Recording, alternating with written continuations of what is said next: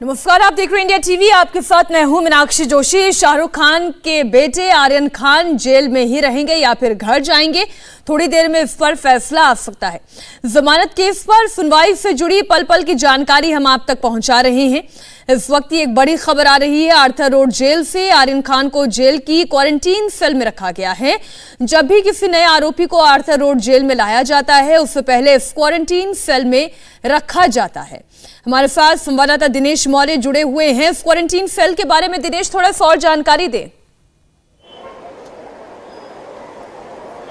देखिए, कोरोना काल जैसे ही शुरू हुआ उसके बाद ये जो आर्थर रोड जेल है, इस जेल में कुल 20 बैरक है और इस 20 बैरक में से एक बैरक को क्वारंटीन सेल में तब्दील किया गया है और इसकी कैपेसिटी करीब 50 लोगों की है। तो ऐसे में जब भी कोई नया आरोपी यहाँ पर आता है तो पहले उसे साथ में RT-PCR रिपोर्ट लाना होता है। अगर वो RT-PCR रिपोर्ट निगेटिव होती है तो उन्हें अंदर लिया जाता है, लेकिन एहतियात के तौर पर 7 दिनों तक उस आरोपी को जो है इस क्वारंटीन सेल में रखने का नया नियम जो है जेल प्रशासन द्वारा बनाया गया और उसी के तहत आर्यन खान और उसके साथ जो अन्य आरोपी आए थे उन्हें इस जेल के क्वारंटीन सेल में रखा गया है। अगर जमानत पर ऑर्डर आ जाती है और उनके पेपर यहाँ पर पहुंचा दिए जाते हैं तो उन्हें वहां से निकाल दिया जाएगा, लेकिन अगर इसमें वक्त लगता है, जमानत का जल्द नहीं मिलती है, तो कम से कम 7 दिनों तक आर्यन खान को इस आर्थर रोड जेल के इस क्वारंटीन सेल में बिताना पड़ेगा। और जब 7 दिन बीत जाएंगे उसके बाद आर्यन खान को अन्य जो आरोपियों के लिए जो बैरक बने हुए हैं उस बैरक में शिफ्ट किया जाएगा। तो ये अब तक की जो बड़ी जानकारी है जेल सूत्रों से हमें मिली है और उनका ये भी कहना है कि जेल अथॉरिटी के जो इस जेल के अंदर जो कैंटीन है, उस कैंटीन में कोई भी आरोपी आता है तो उनके लिए जो जरूरी रोजमर्रा जिंदगी के लिए जैसे कपड़े लगते हैं या फिर अन्य चीजें लगती है, वो तमाम सामान जो है इस जेल में कैंटीन जो है वहां पर वो सामान रखे हुए, कोई भी आरोपी उस जगह से वो सामान खरीद सकता है। या फिर अगर परिजन कोई सामान देना चाहते हैं जैसे कपड़े हो गए या अन्य चीजें जो एक व्यक्ति को निजी जिंदगी में लगती है, वो परिजन वो सामान इस जेल में लाकर देते हैं तो उस चेकिंग के बाद उस सामान को लिया जाएगा। तो अगर आर्यन खान के परिवार की तरफ से, घर की तरफ से अगर कोई उनके लिए कपड़े या अन्य चीजें मुहैया कराई जाती है कि क्या आर्यन खान को आज का दिन, आज की रात जेल में ही बितानी होगी या फिर बेल मिलेगी, इस पर सुनवाई चल रही है। आप रहिएगा हमारे साथ। शाहरुख खान के बेटे आर्यन खान के अंतरिम बेल याचिका पर कुछ ही देर में एक बार फिर से सुनवाई शुरू होने वाली है। उनके वकील सतीश मानशिंदे कोर्ट रूम में पहुंच चुके हैं।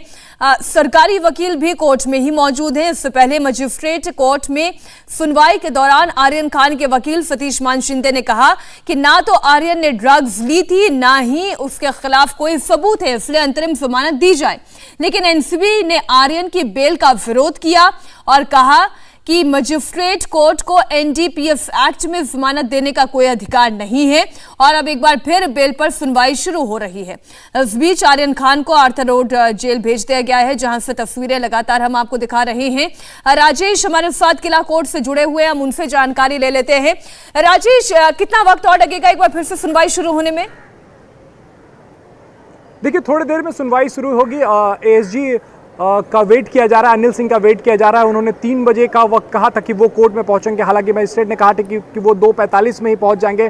तो वो जैसे ही पहुंचेंगे अनिल सिंह, उसके बाद कार्रवाई शुरू होगी। अरबाज मर्चेंट के वकील हैं, वो दलील देंगे कि कैसे इस कोर्ट के पास पावर है, कोर्ट का जुरिस्डिक्शन है, वो बेल दे सकता है और किन ग्राउंड्स पर बेल मिलना चाहिए। उसके बाद मुनमुन धमेचा जो तीसरी आरोपी है, उनके वकील ने भी बेल एप्लीकेशन फाइल किया है। तो इन दोनों का जब अपना आर्गूमेंट्स खत्म हो जाएगा उसके बाद एक बार फिर से सरकारी वकील जो है वो बोलेंगे और उसके बाद जज का फैसला, मजिस्ट्रेट का फैसला जो है वो आएगा। तो तकरीबन 1 से 2 घंटे लगेंगे मीनाक्षी। ये पूरा एक बात जो बार-बार हमारे इस डिस्कशन के दौरान सामने आई, जो चर्चा में आपने कहा कि बातचीत की शुरुआत यानी जिरह की शुरुआत ही वहां से हुई, मेंटेनेबिलिटी। अब आप जरा इसे आम दर्शकों के लिए थोड़ा सा सहज बना के बताएं कि इसका मतलब क्या है, क्या कहना चाहती थी एनसीबी?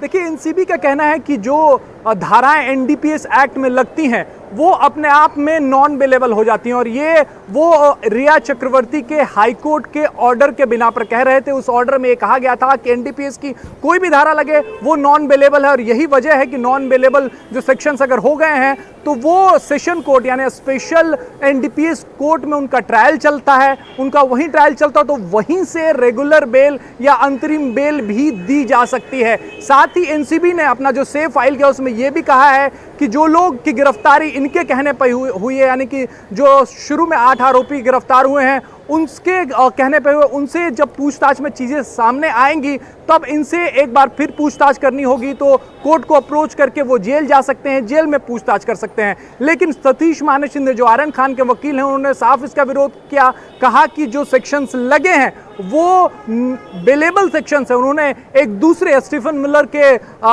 जजमेंट का हवाला दिया कि उसमें साफ कहा गया है कि ये सेक्शंस बेलेबल हैं और यहां से उन्हें बेल दिया जा सकता है। साथ भी उन्होंने कहा कि एनसीबी की ये दलील कि इंट्रोगेशन या कन्फ्रंटेशन कराना तब मुमकिन होगा जब वो जेल में रहेंगे कोर्ट के आदेश के बाद। तो उन्होंने कहा कि सुप्रीम कोर्ट ने साफ कहा है इस मसले में कि अगर कोई बेल पर बाहर होता है तो उससे भी बुला के कन्फ्रंट कराया जा सकता है, उससे भी बुलाकर पूछताछ की जा सकती है। और उन्होंने कहा कि आर्यन खान जो हैं वो एक रिस्पेक्टेबल फैमिली से आते हैं, उनके माँ बाप और बहन जो हैं वो मुंबई में उनके रूट्स हैं, वो इंडियन पासपोर्ट कैरी करते हैं, वो कहीं भाग नहीं रहे हैं। तो अगर एनसीबी जितनी बार भी बुलाएगी वो आएंगे, इस ग्राउंड पे उन्हें बेल दिया जाना चाहिए। तो फिलहाल माने शिंदे साहब की तो बहस खत्म हो गई है, लेकिन तारिक सैयद जो कि अरबाज मर्चेंट के वकील है वो अपनी बात रखेंगे और उसके बाद मुनमुन धमेचा के वकील जो हैं वो अपनी बात रखेंगे और उसके बाद मजिस्ट्रेट का फैसला आएगा इस पर। मीनाक्षी, इंडिया टीवी हर वक्त हर जगह डाउनलोड करने के लिए सर्च करें India TV news Google play store या ऐप स्टोर पर।